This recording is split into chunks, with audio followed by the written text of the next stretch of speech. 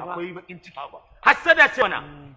Mu da mun saba ganin mahassada mun saba ganin bakin ciki. So nawa ma kuma duk mai ganin wani a banza shine banza. Duk mai raina sana'ar wani shine ba shi da aikin yi. Mu ko mun saba ganin ƴaƴan iska kala kala. Aikin kawai. Kafaran nan. Kafaran nan da Allah. Mu ko dole a gan mu a kyale. Mu kuma dole a gan mu a kyale. Dole mu daga shayi. Amma ba ruwanka. Ba ruwanka. Ni da kuwar uwa a zauna da ni dan dole. Takalin majina a hauna a zane. Hau mutum a zauna da ni. Aikin banza.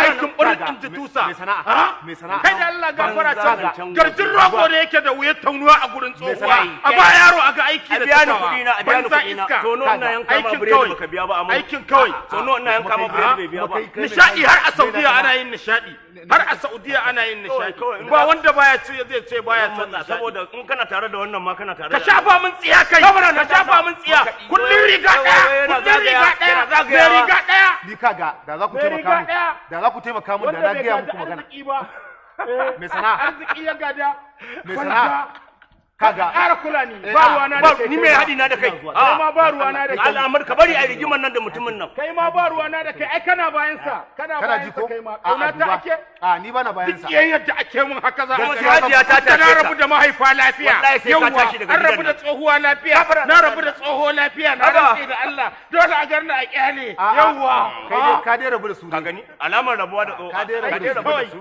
ka dai rabu da su amma rabuwa lafiya haka za a ganni rabuwa lafiya sai mun shiga ni ne nake neman gama lafiya kuma razzan kare lafiya a kwarai kuwa ka san muna aljannar firdausin Allah yadda can ciki ba daga bakin kofa ba Amadu ka san banzayi kawai banzayi kuma mu ne kuma zagin mu kake yi a da kamman ai mun rubdugu a da ke ni in wa mutun sharri